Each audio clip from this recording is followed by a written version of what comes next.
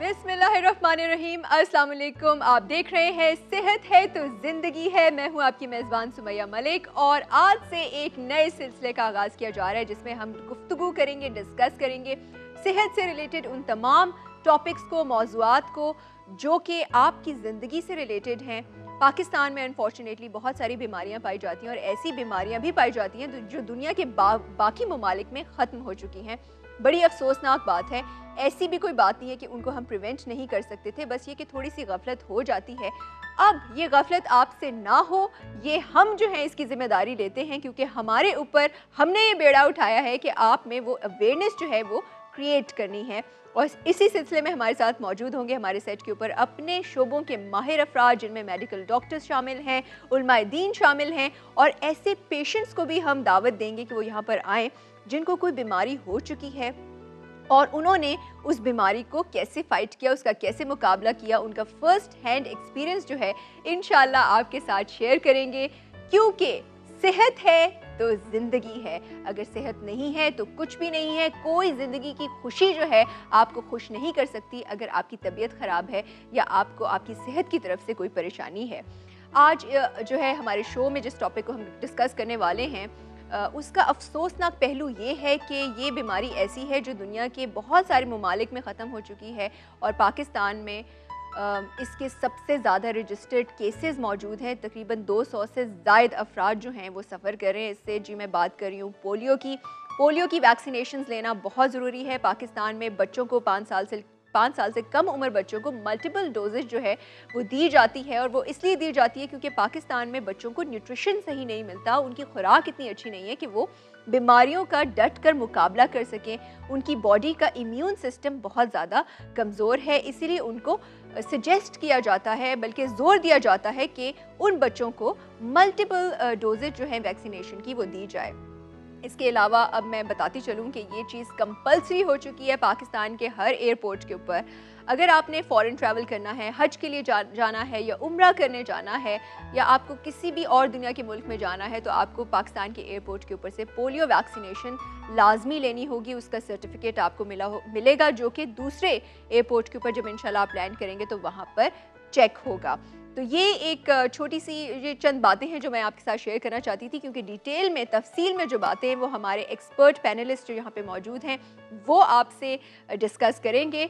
सबसे पहले मैं आपका तारुफ कराती हूँ हमारे बहुत मोहतरम, बहुत अच्छे डॉक्टर शकील अहमद साहब से। अस्सलाम वालेकुम। वालेकुम अस्सलाम। डॉक्टर शकील जो हैं वो एक कंसल्टेंट डायबिटोलॉजिस्ट हैं और पोलियो के बारे में वो आज आपको बहुत अहम मालूमात जो हैं फराहम करेंगे। और साथ में डॉक्टर साहब की तशरीफ़ रखते हैं बशीर भाई। अस्सलाम वालेकुम।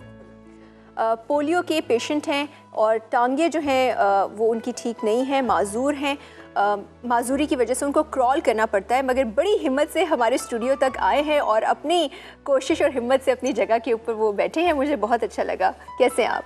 बिल्कुल ठीक है। और बशीर भाई के साथ यहाँ पे बहुत मोहतरम मुफ्ती शाहिद साहब जो है वो मौजूद हैं, उनसे हम बात करेंगे। अस्सलाम वालेकुम। वालेकुम अस्सलाम व रहमतुल्लाह। मुफ्ती साहब के ऊपर तो वो कहते हैं ना, बड़ी क्रिटिकल एक ये चीज़ है कि हम पूछना चाहेंगे दीन के हवाले से कि दीन में क्या जो है इस बारे में हुक्म है कि अगर आपके बच्चे जो है आपकी गफलत की वजह से बीमार हो जाते हैं उसकी क्या जो है अल्लाह ताला के यहाँ जो है क्या सज़ा है वो बताएंगे। इसके अलावा थोड़ी सी मिसकंसेप्शन जो है हमारे माशरे में पाई जाती है कि खुदा ना ख्वास्ता ये मिसकंसेप्शन है कि पोलियो के कतरे पिलाने से जो है बीमारियां हो जाती हैं या ये नहीं पिलाना चाहिए, ये हराम है।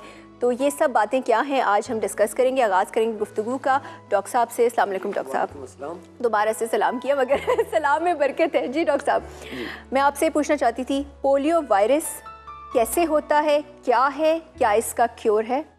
देखिए, आपने प्रोग्राम के शुरू में ही कहा कि पोलियो एक प्रिवेंटेबल डिजीज़ है। इसका मतलब है कि इससे बचाव मुमकिन है, एहतियाती तदाबीर इख्तियार की जाए। ठीक है।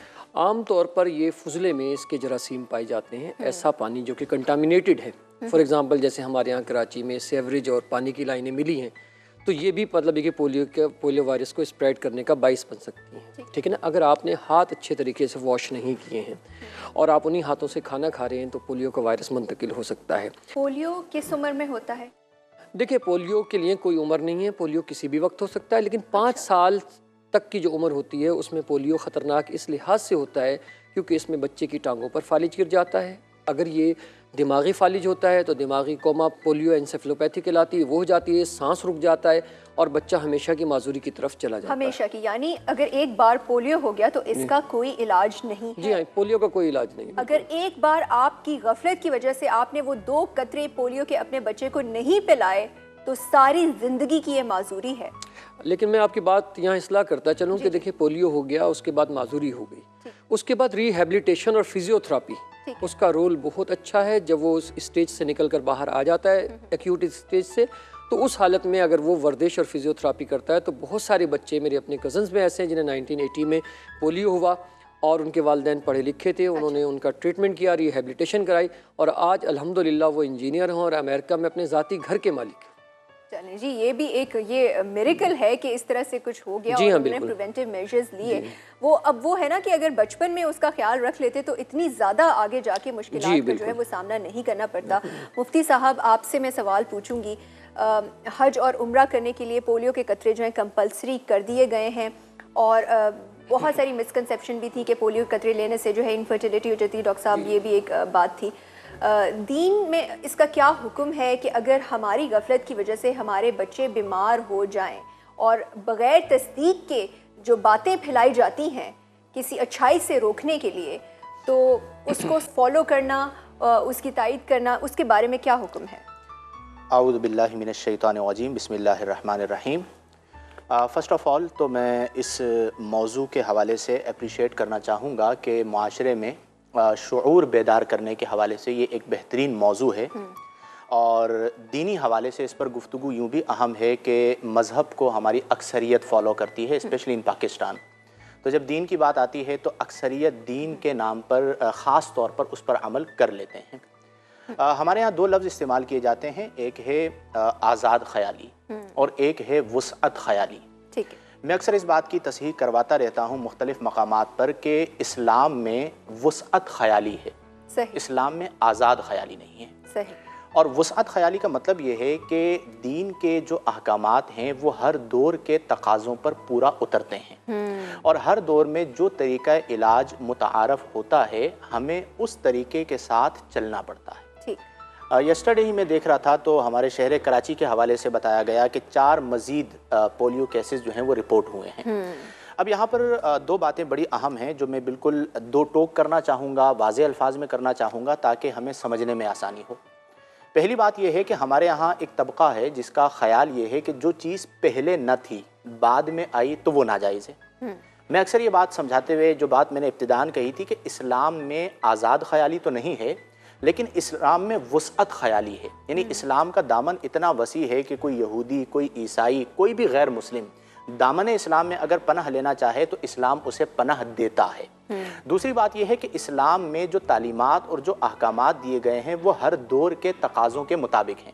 फॉर एग्ज़ाम्पल, अगर ये उसूल बना लिया जाए कि जो चीज़ पहले ना थी बाद में हुई तो वो नाजायज़ है, तो आज आप चले जाइए वकूफ़ अरफा को ले लीजिए, वकूफ़ मुज़दलिफ़ा को ले लीजिए, आप मक्कतुल मुकर्रमा में चले जाइए, आप मदीनतुल मुनव्वरा में चले जाइए, तो वहाँ की बनावटें मुख्तलिफ हो चुकी हैं। वहाँ पर कैमरे लगे हुए हैं, आपकी लाइव जो है वो रिकॉर्डिंग लाइव आपको दिखाया जा रहा होता है, आप वहाँ पे नमाज पढ़ रहे होते हैं, तो आप इसे नाजायज़ तो नहीं कहेंगे। दूसरी बात यह है कि देखें इस्लाम में ये कॉन्सेप्ट है कि आपको शिफा अल्लाह देता है। शाफी कौन है? अल्लाह है। लेकिन नबी करीम सल्लल्लाहु अलैहि वसल्लम का अमल मुबारक ये है कि नबी करीम सल्लल्लाहु अलैहि वसल्लम ने शिफा के लिए असबाब को इख्तियार किया। बेशक ये जो पोलियो की वैक्सीनेशन होती है हमारे यहाँ, ये सबब को इख्तियार करना है और इस्लामी कॉन्सेप्ट ये है कि आप सबब को इख्तियार करेंगे और उसका नतीजा अल्लाह की ज़ात पर छोड़ देंगे कि मौला मैंने सबब को इख्तियार कर लिया है, शिफा देने वाली ज़ात तेरी है, तू शिफा अता फरमा। तो इसलिए हमारे यहाँ बिल्कुल ये वाज़े कौल मौजूद है, ये वाज़े मुफ्ता बिही फतवा मौजूद है कि पोलियो वैक्सीनेशन करवाना बिल्कुल जायज़ है। वालिदैन की ख़ास तौर पर जिम्मेदारी है। हमारी थोड़ी सी गलती और हमारी अदम तवज्जो, क्योंकि हमारा एक बहुत बड़ा तबका वो है कि जो इंतज़ार करता रहता है कि जी पोलियो वर्कर्स आएंगे तो हम अपने बच्चों को कतरे पिलवाएंगे, बिलफर्ज वो आपके घर तक नहीं पहुंच सके। बाज़ हमारे इलाके ऐसे हैं कि वहाँ पर पोलियो वर्कर्स नहीं पहुँच पाते, बाज़ औक़ात उनके लिए आजकल रुकावटें खड़ी की जा रही हैं, उन्हें मारा जा रहा है। तो आप खुद तवज्जो के साथ जब ये सिलसिला शुरू हो, आपको बताया जा रहा हो, मीडिया के ज़रिए आपको अवेयर किया जा रहा होता है, तो आप जो पोलियो के मकामात हैं वहाँ पर जाकर तवज्जो के साथ अपने बच्चों को पोलियो वैक्सीनेशन करवाएं। क्योंकि आपकी एक गलती ने अगर आपके बच्चों को हमेशा के लिए माजूर बना दिया तो हमारा मुआशरा इतना जालिम मुआशरा है कि यहाँ पर माजूरों की कदर नहीं है, यानी दीगर मुआशरों के अंदर फिर कदर मौजूद है। तो फिर वो आपके लिए भी तकलीफ दे होगा, आपके बच्चों के लिए भी तकलीफ दे होगा, और क़यामत के दिन इस अदम तवज्जुही की बिना पर आपको बहरहाल जवाब दे तो होना पड़ेगा। तो इसलिए शरई तौर पर ये ज़रूरी है, इसे करवाना चाहिए। और वालिदैन की खास तौर पर जिम्मेदारी बनती है कि वो अपने बच्चों को तवज्जो के साथ पोलियो वैक्सीनेशन करवाएं, ताकि मुस्तकबिल में उनके बच्चे अच्छी तरह सर्वाइव कर सकें और अपना मुस्तकबिल जो है वो ब्राइट कर सकें। बेशक, यानी दीन में भी ये बात है कि सबब का इख्तियार करना आपके लिए ज़रूरी है। तो अब कहते हैं ना कि एस्केप आपको जहाँ मिल गई कि चलो जाने दो, अब आपको एस्केप भी नहीं मिलेगी। बशीर भाई हमारे साथ मौजूद हैं, उनकी कहानी हम आपको सुनाएंगे उन्हीं की ज़ुबानी, मगर एक छोटी सी ब्रेक के बाद।